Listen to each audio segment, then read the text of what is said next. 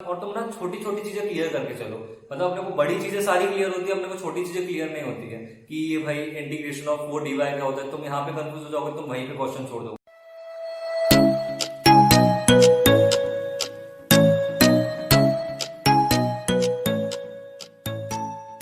Hey guys, this is Ayush Gorka और आज के वीडियो में हम सीखने वाले हैं कॉम्प्लेक्स एनालिसिस का next part, that is complex integration. अभी तक हम क्या क्या पढ़ चुके हैं? हम एनालिटिक फंक्शन पढ़ चुके हैं, हम कंस्ट्रक्शन ऑफ एनालिटिक फंक्शन पढ़ चुके हैं, हार्मोनिक फंक्शन पढ़ चुके हैं, कॉन्जुगेट हार्मोनिक फंक्शन पढ़ चुके हैं, मिलिंस मेथड से कंस्ट्रक्ट कैसे कर सकते हैं वो पढ़ चुके हैं। मतलब सब बहुत कुछ पढ़ चुके हैं। ठीक है, इसके नोट्स वीडियो में डिस्क्रिप्शन बॉक्स में मिल जाएंगे, पासवर्ड में पीछे बता दूंगा। ठीक है, तो अपन स्टार्ट करते हैं। कॉम्प्लेक्स इंटीग्रेशन, साला वर्ड ही कॉम्प्लेक्स है तो बच्चा पहले ही नहीं पढ़ेगा। ऐसा कुछ नहीं है, बहुत आसान है, डरो मत, मैं हूं। ठीक है, चलो कॉम्प्लेक्स इंटीग्रेशन। पहले तो डेफिनेशन पढ़ लेते हैं हमेशा की तरह। Consider f(z) is a complex function defined for z on a continuous curve, then integration of f(d) is equals to integration u plus iota v dx plus iota dy। ठीक है, तो ये तो हो गई बकवास। डेफिनेशन से अपने को खास कुछ समझ आता नहीं है। सिंपल में बताता हूँ कॉम्प्लेक्स इंटीग्रेशन होती क्या है। देखो भाई, सिंपल इंटीग्रेशन में अपन ने क्या पढ़ा था? इंटीग्रेशन x1 से x2 f of x dx। ठीक है, कॉम्प्लेक्स में सिर्फ यहाँ पे हो जाएगा z1 से z2 f of z dz। यहाँ पे जो x1 x2 fx dx होता था, ये क्या होता था? ये रियल पार्ट होते थे। यहाँ पे जो z1 z2 z और dz जितने भी z है सब क्या हो जाएंगे? कॉम्प्लेक्स पार्ट हो जाएंगे। कॉम्प्लेक्स पार्ट हो जाएंगे तो क्या होगा? कॉम्प्लेक्स नंबर क्या होता है? x plus iota y। x plus iota y होता है ना, z equals to x plus iota y। मतलब जो हमारी कॉम्प्लेक्स इंटीग्रेशन होगी वो कितने वेरिएबल में चलेगी? वो दो वेरिएबल्स में चलेगी, x और y में। तो बस यहाँ पे थोड़ा सा एक स्टेप बढ़ जाती है कि अपने को कोई क्वेश्चन दिया होगा, जैसे कोई भी क्वेश्चन दिया है तो उसमें अपने को x और y में कोई रिलेशन दिया होगा, तो अपन उस रिलेशन को यहाँ पुट करेंगे और इस पूरी इक्वेशन को या तो x के टर्म्स में कन्वर्ट कर लेंगे या फिर y के टर्म्स में कन्वर्ट कर लेंगे। तो उससे ये वाली इंटीग्रेशन भी नॉर्मल इंटीग्रेशन में कन्वर्ट हो जाएगी। ठीक है, तो इतना टफ नहीं है, ये सोच के मत छोड़ देना कि मेरे को इंटीग्रेशन ही नहीं आती तो मैं छोड़ देता हूँ। इजी है, बहुत इजी इंटीग्रेशन यूज होती है इसमें, तो छोड़ना मत इसे, करो इसे। ठीक है, चलो तो अपन इसके कुछ क्वेश्चन देख लेते हैं तो अपने को ज्यादा अच्छे से क्लियर होगा। ये क्लियर हो गया कॉम्प्लेक्स इंटीग्रेशन क्या होता है।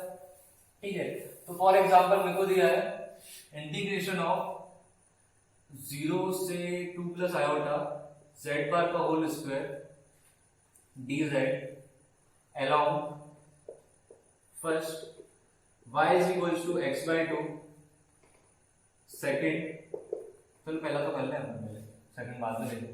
ठीक है, तो स्टेप बाय स्टेप करना है अपने को, इसको इंटीग्रेट करना है 0 से 2 प्लस आयोटा z बार का square dz along y is equals to x by 2। ठीक है, तो अपन कैसे इंटीग्रेट करेंगे इसे? कुछ नहीं, मैंने क्या बोला, सबसे पहली स्टेप तो जो z बार है ना, मतलब जो भी फंक्शन दिया अपने को f of z लिख लो। सबसे पहले अपन क्या लिखेंगे? f of z। f of z क्या दिया अपने को? z बार का होल स्क्वायर। तो इसको x और x प्लस आयोटा y के टर्म्स में कन्वर्ट कर लो। ठीक है, सबसे पहली स्टेप। तो z बार क्या होता है? z क्या होता था पहले वो देखते हैं अपन। z होता था x प्लस आयोटा y। तो z बार क्या होगा? z बार हो जाएगा x माइनस आयोटा y।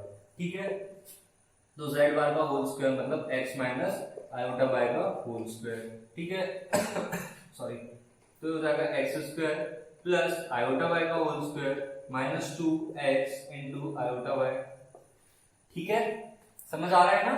अपन ने z बार की वैल्यू पुट कर दी और होल स्क्वायर लगा दिया उसमें, सिंपल। तो हो जाएगा x square plus iota square y square minus 2xy iota. ठीक है, तो अच्छा अपन ये भी लिख सकते हैं x square minus y square minus 2xy iota. ऐसा क्यों लिखा मैंने? ऐसा इसलिए लिखा क्योंकि आयोटा स्क्वायर की वैल्यू होती है -1। क्लियर है? तो अपन ने fz निकाल लिया। सबसे पहली स्टेप क्या होती है? fz निकाल लो। fz निकाल लिया तो अपने को इंटीग्रेशन में ये वाला पार्ट तो पता चल गया। ठीक है, नेक्स्ट स्टेप, अगर फंक्शन इस टाइप का दिया है y is equals to x by 2 या y या x में कोई रिलेशन दिया है तो दोनों में से किसी भी एक को पुट कर दो, या तो x को y के टर्म्स में पुट कर दो या y को x के टर्म्स में पुट कर दो, आंसर सेम ही आएगा। ठीक है, अपन वो देखेंगे जिससे अपने को इजी हो क्वेश्चन। तो अपन यहाँ पे इसको ये भी तो लिख सकते हैं x is equals to 2y, तो अपन x equals to 2y से पुट कर देते हैं। अगर x equals to 2y में इसमें पुट करूंगा तो क्या आएगा?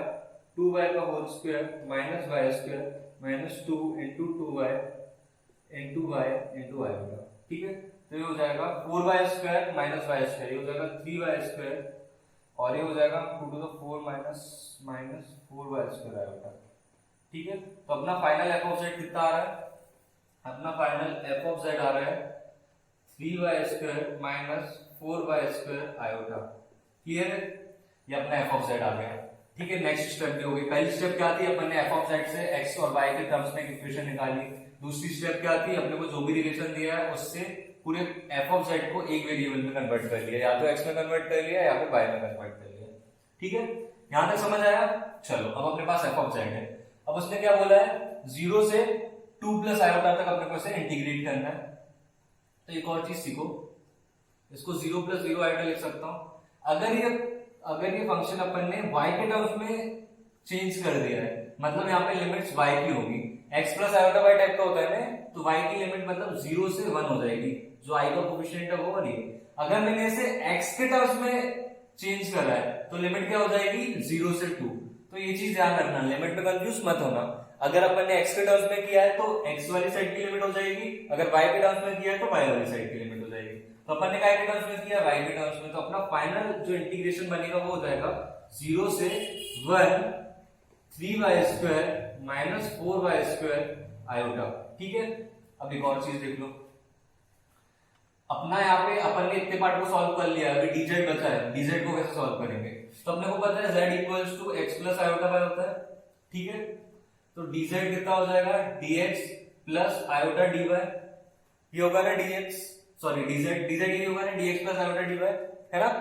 तो अपन यहाँ पे पुट कर देंगे, क्या हो जाएगा, dx प्लस आयोटा dy। अब x की वैल्यू क्या दी है, 2y, तो यहाँ पे dx की वैल्यू क्या हो जाएगी, 2dy। तो यहाँ पे वो भी पुट कर देना। तो अपन यहाँ पे पुट करते हैं, ये अपना चल रहा था। ठीक है, अपन यहाँ पे पुट करेंगे तो आएगा इंटीग्रेशन 0 से 1 3y² minus 4y² iota multiply bye dx की वैल्यू है 2dy प्लस आयोटा dy। ठीक है, इसको अपन और आगे सॉल्व करेंगे तो क्या आएगा, इंटीग्रेशन 0 से 1, इसमें से अगर मैं dy कॉमन ले लूं तो ब्रैकेट में 2 प्लस आयोटा बचेगा जो कि कांस्टेंट है। ये हो जाएगा 2 plus iota into 3y² minus 4y² iota into dy। आया समझ? ये 2 प्लस आयोटा, इसमें से dy कॉमन ले लिया, ये वैसा का वैसा आ गया, लिमिट्स वही है। ठीक है, तो ये तो कांस्टेंट है, तो 2 प्लस आयोटा तो बाहर आ जाएगा। इंटीग्रेशन 0 से 1 हो जाएगी 3y² minus 4y² iota dy की। अब ये इंटीग्रेशन तुम लोग खुद से करो, बहुत आसान है। इंटीग्रेशन का फॉर्मूला क्या बताया था मैंने, integration of x raise to n होता था x raise to n+1 upon n+1। ठीक है, तो यहाँ पे वो लगाओ और करो, ट्राई करो करो करो करो, यहाँ पे मिटा देते हैं तब तक। करो ट्राई, चलो। तो उसका आंसर क्या आ रहा होगा, मैं इसे मैच करना किस किस का सही आ जाएगा, इसका नहीं। 2 प्लस आयोटा इंटीग्रेट करूंगा तो 3y² की हो जाएगी 3y³ बाय 3, तो 3 से 3 कट जाएगा तो बचेगा क्या, सिर्फ y³ माइनस 4y², y² की क्या हो जाएगी, वापस y² मतलब y³ बाय 3, मतलब 4/3 y³ हो जाएगा। लिमिट क्या है अपनी, लिमिट है 0 से 1, यहाँ लिख दो 0 से 1। लिमिट पुट करेंगे तो अपना आंसर फाइनली आ जाएगा, 0 पुट करेंगे तो 0 ही हो रहा है, आयोटा भूल गया मैं ना, ये आयोटा पे आएगा यहाँ पे। 0 पुट करेंगे तो पूरा 0 हो जाएगा, तो उसे तो भूल जाते हैं अपन। 1 ही पुट करेंगे तो 1 माइनस 4/3 आ जाएगा, तो आंसर होगा 2 plus iota multiply bye 1 minus 4/3 iota. ठीक है, इसे सॉल्व कर लेना था अपना, सही आंसर आ जाएगा।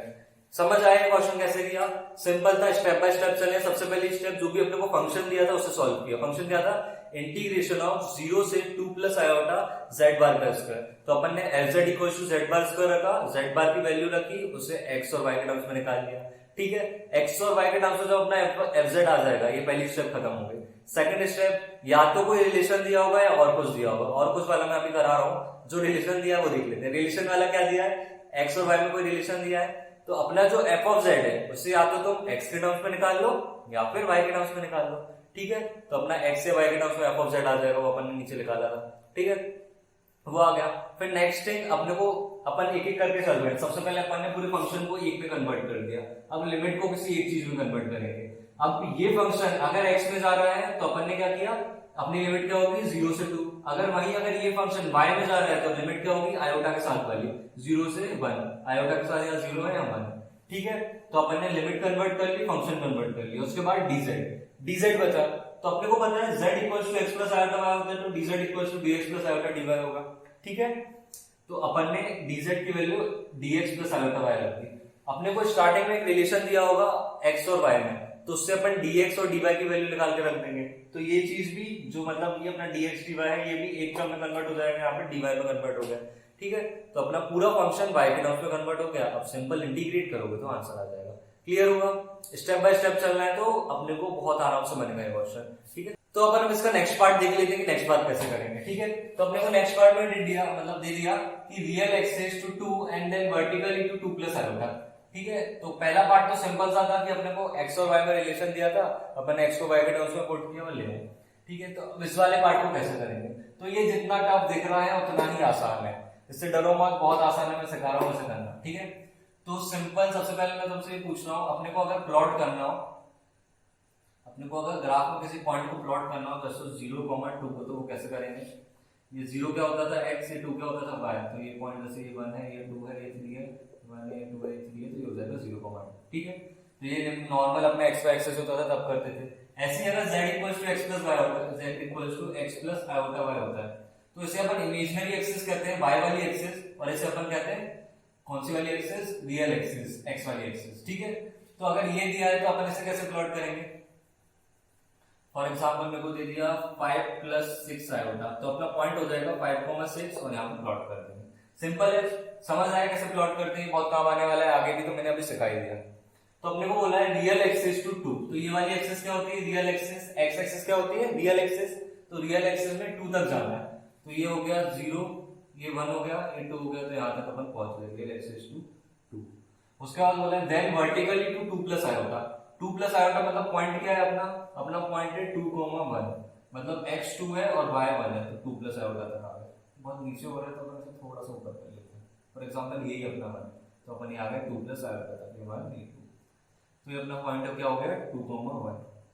तो उन्होंने बोला है अपने को इसको इंटीग्रेट करना है along real axis to 2 and then vertically to 2 plus iota, along real axis to 2 then 2 से 2 प्लस आयोटा तक। क्लियर है? समझ आया क्वेश्चन के आगे? मैं तुम्हें सिर्फ क्वेश्चन ही समझाना था, अब अपन सॉल्यूशन देखेंगे। तो उसको अगर मैं थोड़ा अच्छे से बना देते कुछ ऐसा बन जाएगा, जैसे अपन पॉइंट का नाम दे देते हैं कि ये हो गया, ये भी हो गया। तो अपने को इंटीग्रेशन ऑफ 0 से 2 प्लस आयोटा z बार का होल स्क्वायर, z बार का whole square dz equals to अपन लिख देंगे इंटीग्रेशन, इसे आप फॉर एग्जांपल थोड़ी देर के लिए f ऑफ z लेके चल रहे हैं, इंटीग्रेशन OA तक करना है, पहले O से A तक क्वेश्चन बोले पहले रियल एक्सिस तक करो, प्लस इंटीग्रेशन A से B तक करना है, इंटीग्रेशन A से B। ठीक है, ये करना है अपने को f ऑफ z पता है, f ऑफ z क्या आया था पता है किसी को? मैं अभी भूल गया यार। f ऑफ z आया था, याद है, x square minus y square plus 2xy आया था, ये आया था अपना f ऑफ z। तो अपन एक करके f ऑफ z को एक वेरिएबल में कन्वर्ट करते हैं। ठीक है, स्टेप बाय स्टेप, वही स्टेप से हम बस ऐसा लेके रहे। तो पहले क्वेश्चन को समझना, अपने को कहां से कहां तक कैसे इंटीग्रेट करना है। जैसे अपने को पहले उन्होंने बोला रियल एक्सिस पे करना है 0 2 तक, तो अपन ने O से A तक कर लिया। ठीक है, फिर उन्होंने बोला वर्टिकली 2 प्लस आयोटा तक करना है, तो अपन ने A से B तक कर लिया। ये O A B पॉइंट कैसे आया ये समझ आ गया ना? ठीक है, चलो, तो अपना f ऑफ z था x square minus y square plus 2xy iota. ठीक है, ये अपन देख लेना, तुम लोग निकाल के देख लेना, पहले मैंने वीडियो को पीछे करके भी देख सकते हो, ये निकला था अपना। ठीक है, तो अपने को OA की बात करें तो OA में y कांस्टेंट है, ये सबको दिख रहा है कि नहीं? इस पूरी लाइन के लिए y की वैल्यू 0 होगी ना, यहाँ भी 0, यहाँ भी 0, यहाँ भी 0, मतलब y की वैल्यू 0 क्या है? OA की बात कर रहा हूं मैं, y की वैल्यू क्या है 0, और x कहां से कहां तक वेरी कर रहा है? O पे x की वैल्यू 0 है, x 0 से x इक्वल्स तो x इक्वल्स टू 0 और x इक्वल्स टू 2 हो जाएगा। ठीक है, तो अपन ने क्या देखा, अपन OA के अलोंग देख रहे थे, OA के अलोंग y इक्वल्स टू 0 होगा पूरी लाइन पे, और x 0 से 2 के लिए 0 से 2 तक वेरी कर रहा है। ठीक है, तो पहली स्टेप क्या थी, fz निकाला, फिर अपन देख रहे हैं लिमिट्स क्या होंगी OA के लिए, तो OA के लिए लिमिट्स हो जाएंगी 0 से 2, और y 0 है पूरी लाइन के लिए, मतलब fz क्या हो जाएगा OA के लिए? fz हो जाएगा x स्क्वायर माइनस 0 प्लस 0, मतलब x स्क्वायर ही हो जाएगा। ठीक है, तो अपना fz आ गया x स्क्वायर, और fz आ गया अपना, तो ये हो जाएगा, अपन ऐसे अच्छे से लिखेंगे तो ये हो जाएगा 0 से 2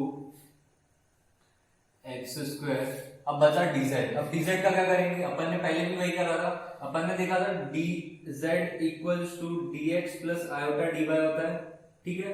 अगर y 0 है तो dy भी 0 ही होगा, dy 0 है तो यहाँ पे dz इक्वल्स टू dx आ जाएगा, तो अपन यहाँ पे पुट कर देंगे dx, ठीक है। अब ab की बात कर लेते हैं।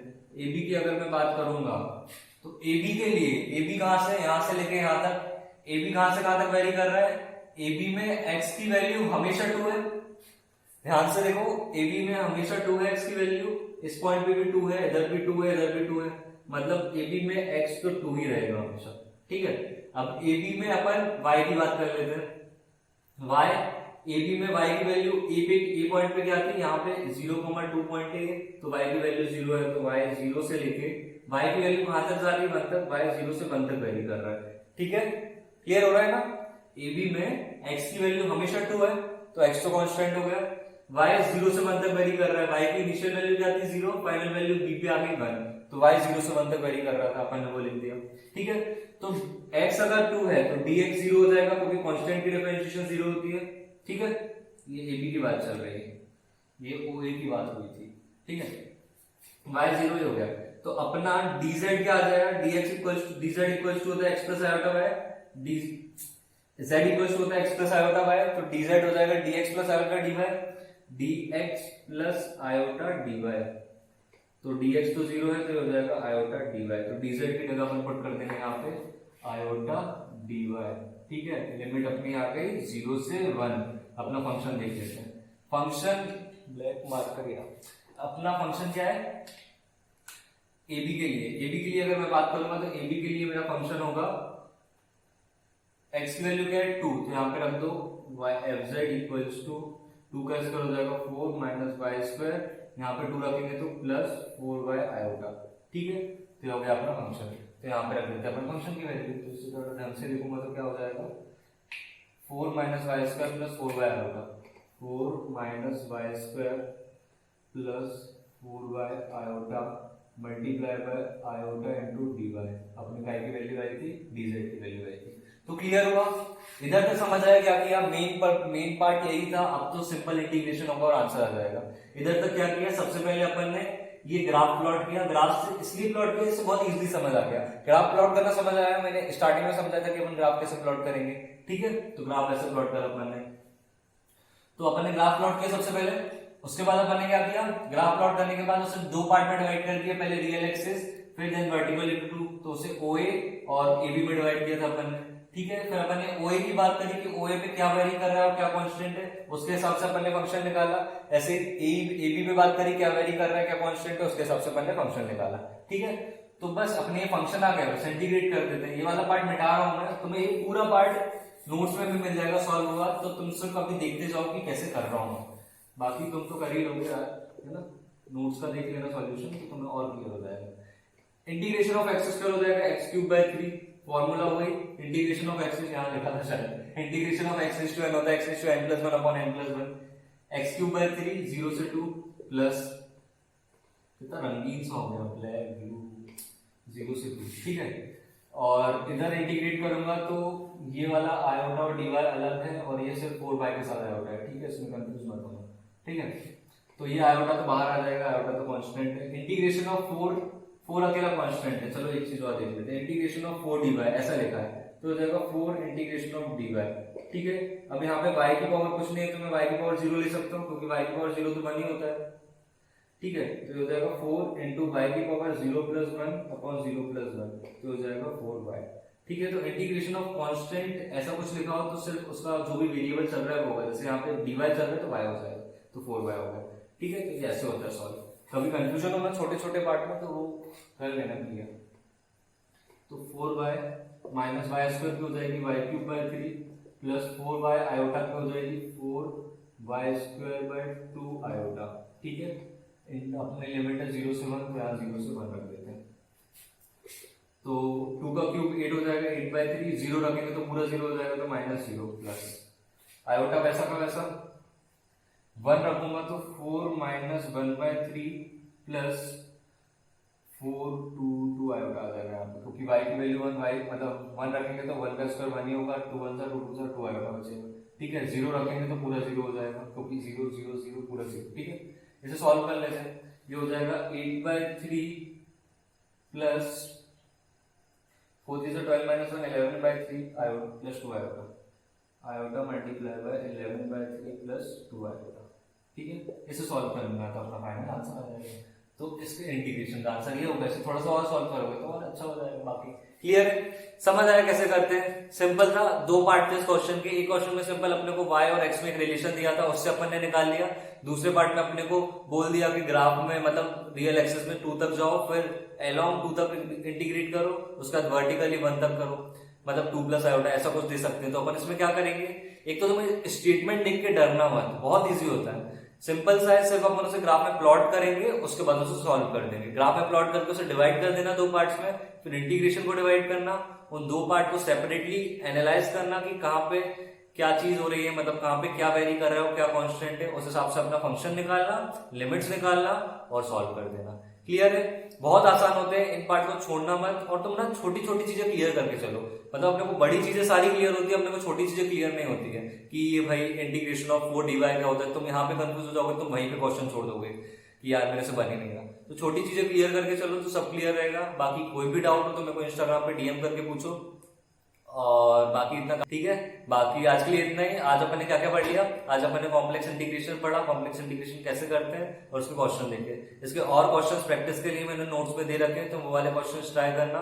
आंसर भी दिया है तो कोशिश करना आंसर आए, नहीं बने तो फिर मेरे से इंस्टाग्राम पे डीएम करके पूछो या कमेंट बॉक्स में लिख देना।